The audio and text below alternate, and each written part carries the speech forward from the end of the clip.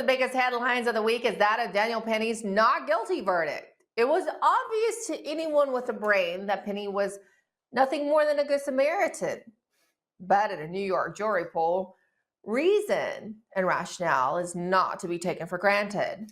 But given this surprise verdict, what does that mean for Democrat darling prosecutor Alvin Bragg? Penny's lawyer suggested possible future litigation. Well, it goes against Alvin Bragg for the way in which he handled this case and the ethical lines that were blurred. The medical examiner's office, Chief Graham, for his involvement in this case. I mean, the record was made fairly clear as to the extent of his involvement in what occurred here. He was appointed by Mayor Adams, same political party as Alvin Bragg. There was collusion there. And I mean, the collusion began from the very beginning of this case and all the way through. The district attorney needed the medical examiner and needed the medical examiner to act quickly. And he did just that. And as for the future of Alvin Bragg's prosecution against Donald Trump, well, that appears to be in limbo as well. Is this much winning actually possible? And joining us now to give more perspective on the situation is military defense attorney R. Davis Younts. Mr. Younts, thank you so much for joining us. Look, this was a little bit surprising, right? The Daniel Penny outcome. I guess I'm a little bit hesitant to feel like there's so much winning. It just almost doesn't feel right to have so much winning. What do you think contributed to the jury's decision on Mr. Penny? You know, it's hard to say exactly what put them over the edge, but here's the thing, and this is where we have to maintain our optimism, even though things have been so difficult for the last 4 years and there's been so much lawfare. You know, Thomas Jefferson said that the jury was the only anchor yet imagined by the mind of man through which a government could be held to the principles of its constitution. You know, in this case, even though it was in New York with a New York judge and a New York jury, is just a reflection of that. This jury was able to step away from the circus, silence those outside things, and focus on the facts and the law and do the right thing here. So that should be an encouragement to us, even with everything else that's going on and all the other lawfare that we see. It is an encouraging victory, absolutely. It feels like we went through so much lawfare, right? And I've sat and watched J6er after J6er, no matter what their actions were at the Capitol on that day, face a DC jury, and the outcome was always the same, right? There was really no winning in DC court. So is it perhaps, and New York is the same, it's basically the same makeup and jury pool, right, as we've seen in the District of Columbia. So it's very interesting. Is it perhaps that America is getting tired of the tactics of the left? I don't know. I mean, it does feel like, Donald Trump has prevailed of late in court, right? And we'll get to that. That's right. Specific to Alvin Bragg in a moment. And then now Daniel Penny. It's very encouraging. It absolutely is encouraging. And I do think there are differences between New York juries and DC juries. And so it's easy for us to say, okay, this is a very, heavily Democratic, very liberal, progressive area. At the same time, there are issues that transcend politics. And when people are worried about their daughters and their wives getting to work on the subway, going to school, walking down the street, when you have the violence that you see under the current, Democratic leadership in the city of New York, I do think we shouldn't be surprised that these jurors are thinking, wow, this is not what we should be discouraging. We should be encouraging people to defend themselves and those around them in these dangerous places. So I think that we can't overlook that aspect of this case, because it really did reflect on an issue that hits home for the people of New York. That's very fair.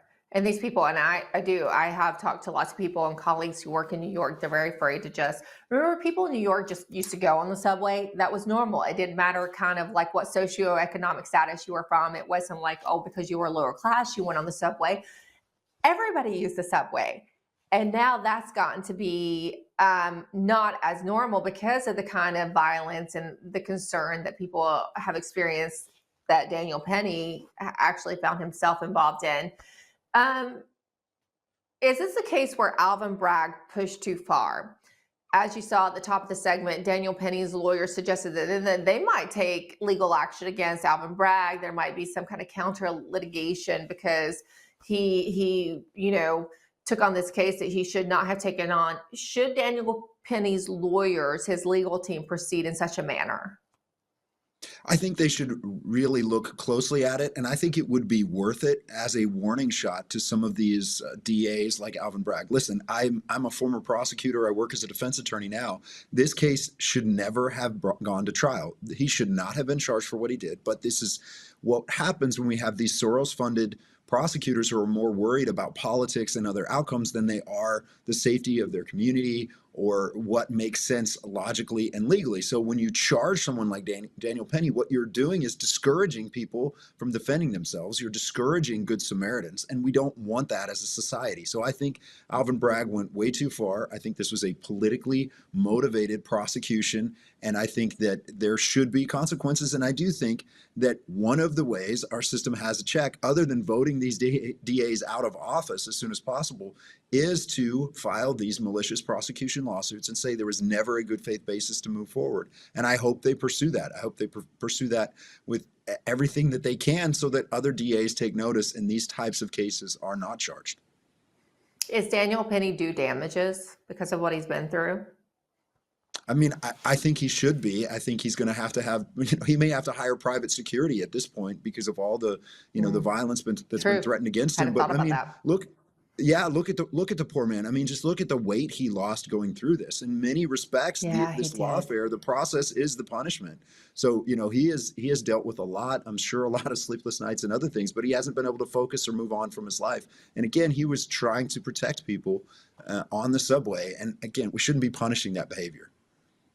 Yeah, it is sad, isn't it? He's such a young man. Obviously, looked like he had a lot going for him. I don't know him personally, but I mean, you look at him. He's a kid that looked like he had a bright future, and clearly he's served his country. And it's just sad to see what he has been put through for trying to do the right thing and protect people.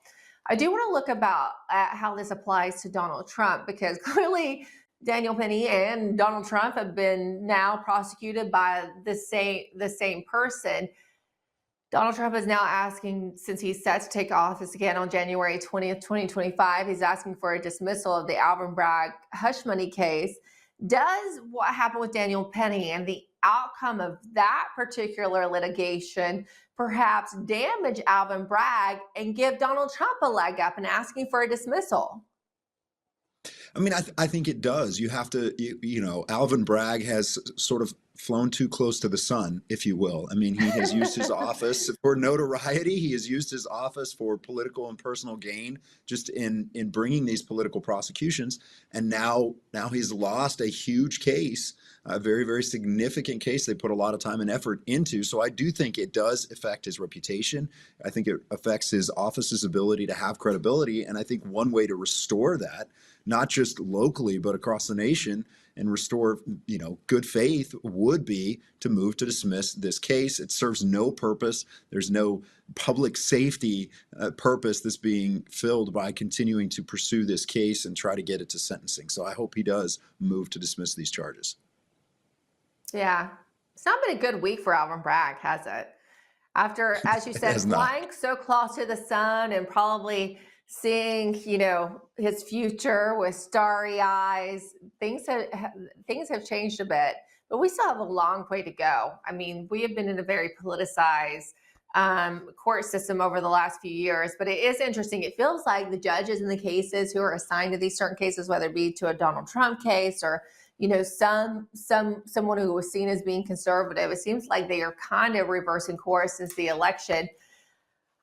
I think, but as much as Congress or even the executive branch or the swampy bureaucracy, we also have major problems with our judicial system across the country, right? We've seen some real grievances to the Constitution and to constitutional rights over the last 4 years, and we really have work to do even in our judiciary going forward. No, you're absolutely right. And one of the problems that we have is we are supposed to be a constitutional republic. And so what you have is judges that are good judges. You have prosecutors that are good judges that believe in basic foundational American principles. They believe in the Constitution. They believe in the rule of law. And then you have others, progressive, liberal, Marxist judges, quite frankly, that don't care about that. Everything they're doing is power-based and outcome-based. So you've seen a breakdown over the last 4 years of the social contract and the social compact, and you've seen different standards for different people, and it has had a political or a perceived, political viewpoint discrimination that we have seen, and that really is the problem. What we need are judges that are focused on the Constitution, the rule of law, and a just outcome, and we need prosecutors that actually understand their priority is to punish the wicked and protect the innocent. That's it. That's their job. That's their responsibility. We have lost that. And so we're just seeing, just like we see in all other aspects of society, where we lose that basic foundation of biblical truth, you see chaos, and that's what we see in the judicial system. I mean, that's infected even the United States Supreme Court. You have 2 justices, at least, on the United States Supreme Court that are just divorced from reality or divorced from a strong belief in the rule of law, and that has drastic consequences for society. So we need good judges. We need a return to that. But I would challenge anyone, as you think about all of this, do you know who your district attorney is for your local county? You vote for them. Do you know who they are? Did you participate in that election? Obama and George Soros did, and it has devastating consequences when they get these Soros-funded DAs into office that are just political animals. So that's kind of my challenge to anyone that thinks about our judicial system. One way to impact it is to pay attention to these DAs' races, because they have a lot of discretion in deciding how these cases are charged and how they're prosecuted, and it makes a huge difference. I'm in one of those areas with the Soros prosecutor, David. I am. And I do participate, but I'm in a blue area, so you know how that, but it is, how I really came to realize it was when I was getting subpoenaed for, a case, and I wasn't named in it, but, I'm subpoenaed as a witness, and there were certain things, and my lawyer's like, oh, well, who's your prosecutor? That's one of the first questions he asked, who's your local district attorney? Because it matters on what freedoms you have, even responding to the subpoena. So it is hugely important. And look, I think when we're talking about cleaning up the judicial system, the judiciary, there are judges who need to be impeached for their actions over the last 4 years. They have to answer, no matter the outcomes, right? They need to be brought forward and answer for their actions, because they'll think twice about it in the future. We've got a lot of cleanup to do over the next few years. There have been some encouraging news, and the news about Mr. Penny is some of the most encouraging. So we'll hang on to that, and we'll move forward and look at how we can continue to fix things. But Mr. Younts, thank you so much for joining us. We appreciate it.